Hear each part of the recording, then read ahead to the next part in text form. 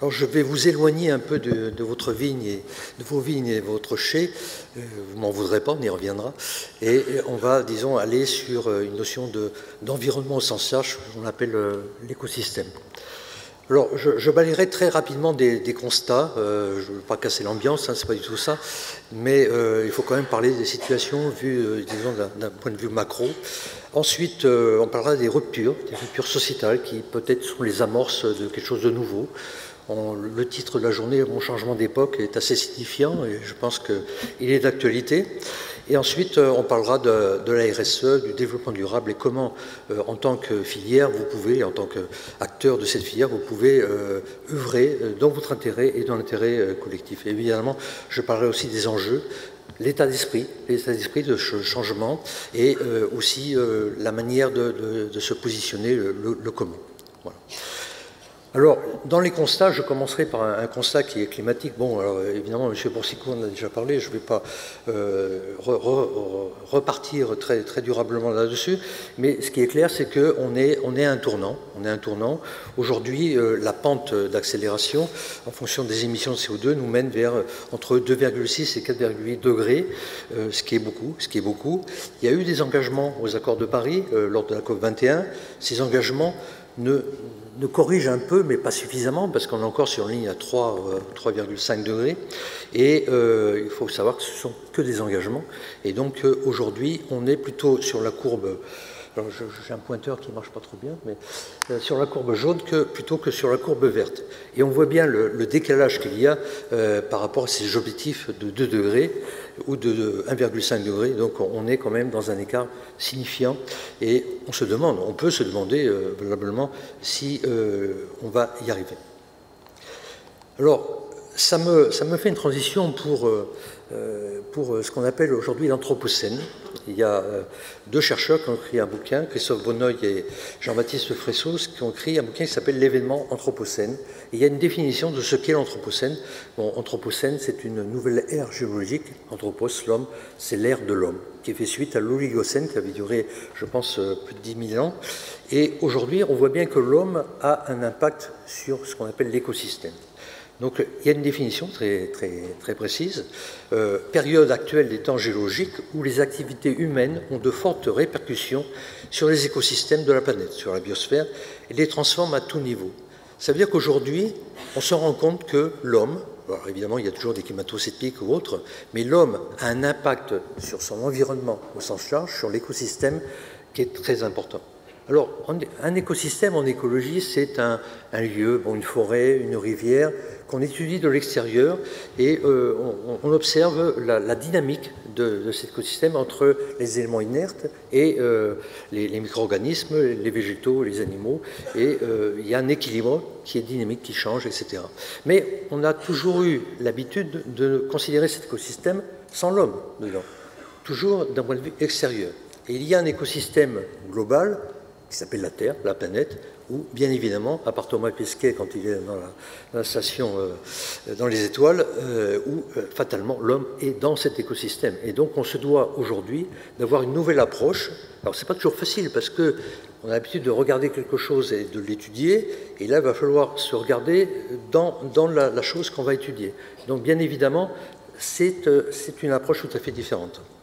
Alors, dans ce livre, le tableau de bord de l'Anthropocène, il y a un tableau de bord dans ce livre, pardon, et il y a, alors je ne vais pas entrer dans le détail, il y a tout un tas de petits schémas qui montrent depuis 1750 jusqu'à 2000, donc il faudrait rajouter 18 ans, l'évolution de différents paramètres. Alors il y a par exemple la disparition de la biodiversité, le CO2 dans l'air, qui a passé, vous le savez, les 400 ppm, le nombre de McDo, le nombre de barrages, etc. Bon, toutes ces courbes, bon, il ne faut pas être grand mathématicien pour voir qu'elles ont une similitude, c'est qu'elles partent sur l'exponentielle. C'est-à-dire qu'on est sur une pente qui est presque verticale, et ça veut dire, finalement, qu'en très peu de temps, ces critères vont évoluer beaucoup. Et ce sont des critères qui ne sont pas très positifs pour notre environnement, pour notre écosystème. Alors, je n'ai pas défini l'écosystème. Cet écosystème, ce n'est pas l'écosystème des écologistes, enfin des écologues, il faut dire, c'est l'écosystème au sens large. C'est-à-dire ça inclut l'écosystème économique, l'écosystème social et l'écosystème écologique des écologues. Alors pourquoi on a cette approche? Parce que finalement, social, économique, gouvernance, écologique, on a les 3 piliers du développement durable. J'y reviendrai tout à l'heure. Donc on voit bien que là, on ne peut pas aller bien loin sans changer nos habitudes et prendre en compte ce phénomène d'accélération qui est vraiment exponentiel, c'est le cas de le dire, mathématiquement parlant. Alors, je vais aller très vite sur les constats. Je vais en sortir un ou deux, mais la présentation sera sur YouTube. Après, vous pourrez la regarder. Donc, il y a plusieurs constatations comme ça. Je crois que la plus importante, c'est l'augmentation des dettes des États, qui en 10 ans sont passées de 75 à 105% du produit intérieur brut. C'est la dette publique globale, enfin la dette totale publique et privée, est au niveau mondial de 250% du produit intérieur brut. Donc, aujourd'hui, on voit bien que ce capital de ces dettes n'est jamais remboursé. C'est-à-dire qu'on ne rembourse que les intérêts.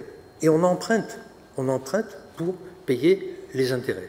Ce qui fait que finalement, on est dans une impasse. C'est-à-dire que demain, on sera peut-être à 150 ou je ne sais pas, etc. Mais ces dettes ne seront, en termes de capital, jamais remboursées. Ce qui ne veut pas dire que les porteurs, les personnes qui ont souscrit des emprunts d'État ne seront pas remboursées. Mais l'État, pour rembourser le capital, empruntera et évidemment paiera des intérêts. Et aujourd'hui, la dette de la France augmente de manière considérable.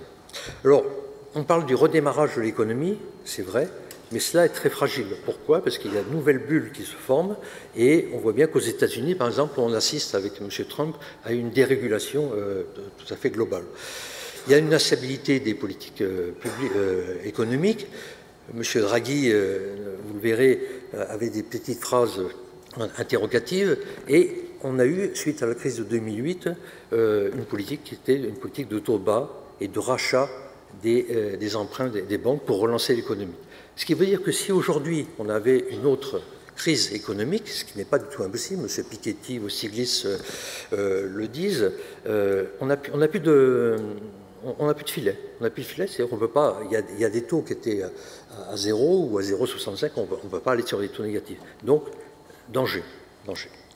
Alors, au niveau social, là aussi, très rapidement, il y a 8 personnes dans le monde qui cumulent la moitié du revenu de l'humanité, de toutes les personnes. Aux États-Unis, 0,1% des plus riches ont un revenu équivalent à 50% de la population des Amériques, enfin des US. Donc, on voit bien qu'il y a un écart de plus en plus important entre les plus riches et les plus pauvres. 2 milliards de personnes n'ont pas accès à l'eau potable. On parlait d'eau tout à l'heure, mais ce n'est pas pour arroser les plantes, c'est pour s'hydrater et se laver et avoir une vie un peu plus saine. 800 millions de personnes sont dénutries. Alors l'OMS dit, bon, c'est un gros progrès parce qu'on était à 1 milliard, on est tombé à 800 millions. 800 millions, c'est encore un peu élevé à notre avis. 55% de la population mondiale est sans aucune protection sociale, c'est-à-dire sans aucune garantie en cas de maladie, de retraite ou d'incapacité. Et il y aura 10 milliards de terriens en 2050 et tout naturellement, toutes ces personnes vont vouloir avoir un niveau de vie identique au nôtre ou similaire au nôtre, c'est-à-dire consommer du carbone. Et donc nous, on est à 10 tonnes par an par tête de pipe. Il faudrait qu'on soit à 2 tonnes, 2 tonnes et demie pour, disons, revenir à une pente sur les 2 degrés. Alors on parlait tout à l'heure d'humus dans le sol de 4%. Le ministre Le Foll, à l'époque, avait dit s'il y avait 1% de plus, et ça a été vérifié par les scientifiques, s'il y avait 1% de plus d'humus dans tous les sols cultivés sur la Terre, il n'y aurait plus de problème climatique, puisqu'il y aurait assez de carbone séquestré dans le sol. Alors, au niveau écologique, là aussi, si vous voulez, c'est assez connu. Vous savez, le jour de dépassement de la Terre, qui signifie que l'activité humaine a consommé tout ce qui était renouvelable sur la Terre, se passe au 8 août. Et chaque année, on gagne, ou on perd, si vous voulez, on perd une semaine. Donc aujourd'hui, il faut 1,6 terres pour subvenir aux besoins de l'humanité en ressources renouvelables. On ne compte pas là-dedans tout ce qui est fossile, tout ce qui n'est pas renouvelable. Et évidemment, tout ce qui n'est pas renouvelable s'épuise. Alors on parle beaucoup du pétrole, du sable, etc., des métaux. Mais aujourd'hui, il y a, avec le développement de la digitalisation, de l'électrique et tout, des voitures électriques, un besoin énorme en terres rares. Et ces terres rares, comme le nom l'indique, elles ne sont pas très courantes et elles sont très polluantes dans leur extraction. Je ne parle pas des déchets industriels, mais ce qui est très important aussi, c'est qu'au niveau des terres agricoles, il y a 30 millions d'hectares par an qui disparaissent. En France, c'est un département, en moyenne, tous les 7 à 8 ans. Alors, la première cause, c'est la construction individuelle. La deuxième, ce sont les grandes surfaces, les parkings, etc., ou les parcs de loisirs. La troisième, ce sont, mais en troisième position seulement, ce sont les routes ou les autoroutes. Voilà. Donc on va vers une dégradation du milieu de vie. Plus de 26 000 espèces disparaissent chaque année. Il y en a beaucoup qu'on ne connaît pas encore d'ailleurs. Hein. Voilà. Et vous l'avez peut-être vu dans les journaux, il y a depuis 1970, en 30 ans, pardon, il y a 70% des insectes qui ont disparu. Parmi ces insectes, il y a évidemment des pollinisateurs, des abeilles sauvages, et c'est un gros problème évidemment en termes de fécondation. Il faut savoir qu'en Chine, il y a des régions, des petites régions, où il n'y a plus un seul insecte. On paye des dames pour grimper dans les arbres, pour mettre du pollen sur les fleurs de pommier. Il y a des photos, etc. Ça existe. Et aujourd'hui, on dit on va avoir des petits drones qui vont remplacer les abeilles. Bon, c'est peut-être une solution, mais peut-être vaut-il mieux conserver les abeilles. Et en plus, Einstein avait dit quand les abeilles disparaîtront, l'homme ne sera pas très loin derrière.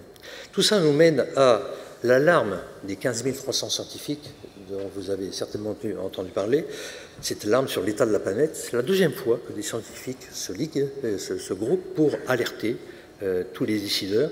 La première fois, c'était à Rio, au sommet de la Terre, donc il y a un petit moment, en 1992, et ils ont constaté que depuis 1992, finalement, la situation n'a pas tellement changé, et c'est ça qui est inquiétant. Alors, le constat général, c'est que finalement, la nature, jusqu'ici, notamment depuis l'ère industrielle, a toujours été considérée comme une ressource inépuisable et gratuite de matières premières. Et les notions de renouvellement, de régénération, on le voit avec le jour de dépassement, n'ont pas tellement été prises en compte jusqu'à présent. Et donc les hommes, par leur activité depuis l'ère industrielle, ont accumulé une dette sociale certainement, parce qu'il y a beaucoup de dégradation sociale, mais surtout une dette écologique. Et cette dette écologique est-elle illimitée, comme pour les dettes souveraines des États? Est-elle gratuite? Est-elle sans conséquence? Peut-on avoir un développement infini dans un monde fini, au point de vue de nos matières premières et de nos besoins? Question. Et cela nous mène à une notion qui s'appelle le bien commun. Alors, on a la chance d'avoir un prix Nobel d'économie qui s'appelle Jean Tirole, qui a eu ce prix Nobel en 2014 et qui a écrit un livre qui s'appelle L'économie du bien commun, qui fait 600 pages. Et ce titre m'a un peu choqué, m'a interpellé, disons, pas choqué, parce que moi, avec tout ce que je vous ai dit avant sur les constats, j'avais quand même dans la tête que l'économie, finalement, ça ne faisait pas tellement bon ménage avec l'environnement, la nature, et ce qu'on appelle finalement le bien commun. Et là, on sent disons, intuitivement ce qu'est le bien commun. Le bien commun, c'est ce qui appartient à tout le monde et à personne en particulier. C'est que c'est l'air, l'eau, mais ça peut être aussi des notions comme la paix. La paix est un bien commun. Le bien-être des citoyens, la santé est un bien commun. Donc Jean Tirole, dans son livre, nous dit « L'économie est au service du bien commun ». Extraordinaire, extraordinaire. Ça me paraît, pour moi, c'était une révélation. Donc on voit bien, et il dit aussi sa technique, hein. L'économie analyse les situations où l'intérêt individuel est compatible avec cette quête de bien-être collectif. On va le revoir d'ailleurs avec Stiglitz, autre prix Nobel tout à l'heure.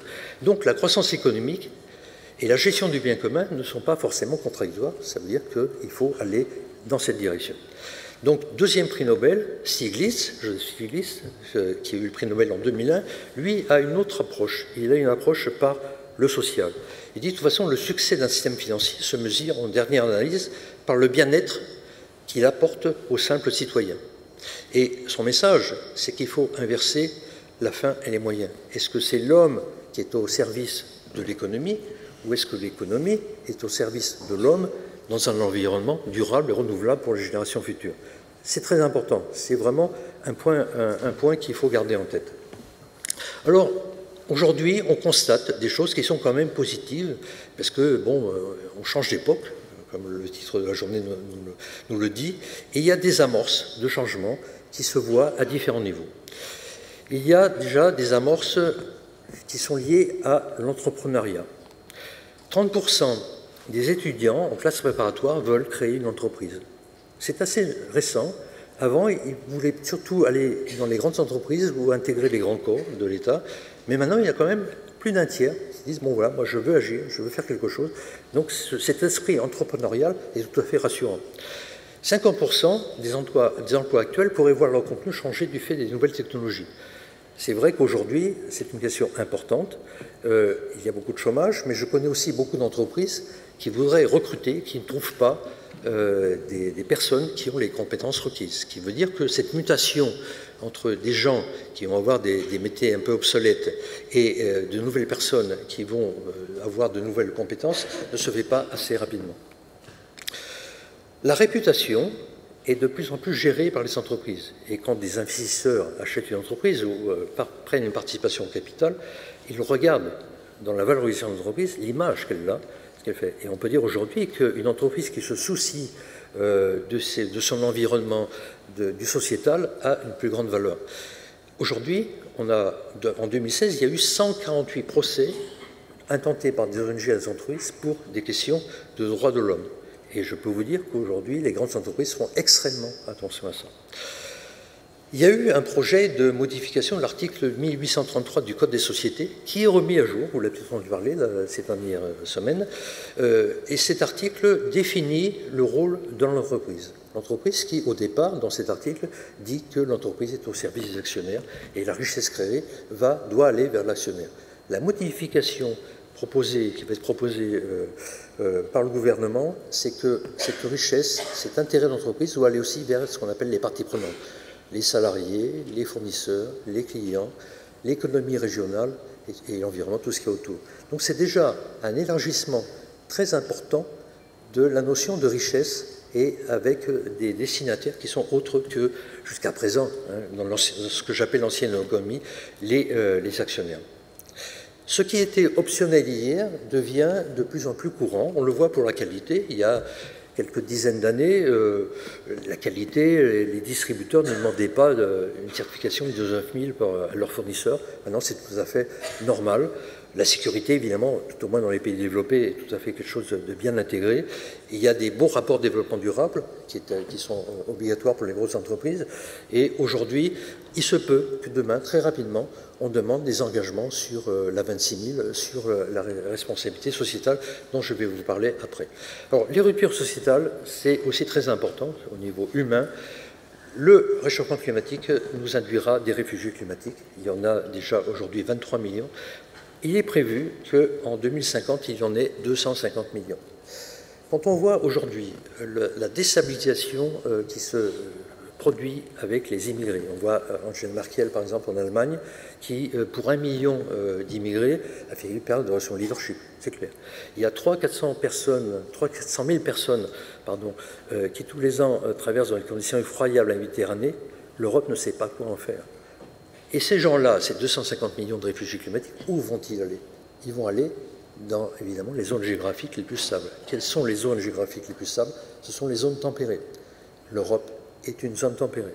Donc, on pourrait se poser des questions sur le fait que l'arrivée massive de réfugiés climatiques puisse déstabiliser l'économie et les sociétés, avec, évidemment, à ce moment-là, des réactions d'extrémisme politique ou autre, dont je ne vous fais pas le détail. 52% des Français ont déjà utilisé un service collaboratif. Donc la notion d'usage prend le pas sur la notion de propriété. C'est extrêmement important et on le voit beaucoup au niveau des jeunes personnes. Évidemment, le rôle du consommateur citoyen, et ça me concerne au premier degré, se sent responsable au sens large de l'environnement de plus en plus et il a une demande. Il a une demande sur les produits et les services qu'il achète. Le vin, puisqu'aujourd'hui on est sur le vin, devra demain avoir certaines caractéristiques. Il faudra prouver qu'il ne détruit pas l'environnement et qu'il régénère. On va en parler tout à l'heure. 90% de la croissance de la distribution alimentaire se fait par le local, le bio et le vegan. Vous avez entendu parler certainement, hier ou avant-hier, Carrefour qui est en train de modifier totalement son business model, qui va fermer des magasins, qui mise sur le bio, etc. Il va aller sur le net. Donc on voit bien que là, on est un changement d'époque aussi pour la distribution, c'est très clair. Et évidemment, l'éducation. Alors l'éducation, c'est la famille, il ne faut pas confondre avec l'enseignement, qui est l'école.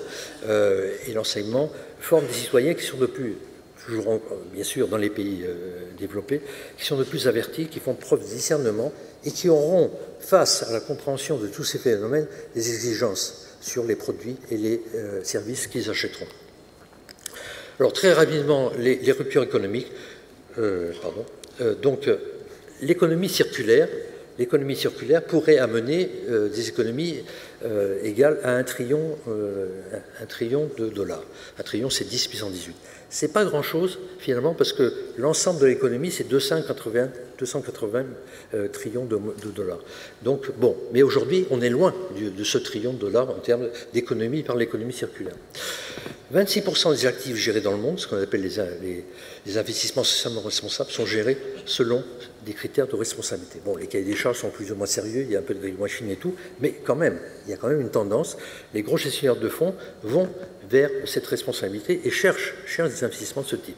J'ai lu dans les Échos hier que le plus gros fonds américain, qui s'appelle BlackRock, 6 000 milliards d'investissements, avait envoyé une lettre à tous les dirigeants des sociétés dans lesquelles ils ont des participations pour leur dire « Attention, les dividendes, la rémunération d'actionnaire n'est plus la priorité, occupez-vous de l'environnement, des clients, des parties prenantes, etc., de vos salariés, etc. etc. » Et il est à Davos en ce moment pour expliquer cela.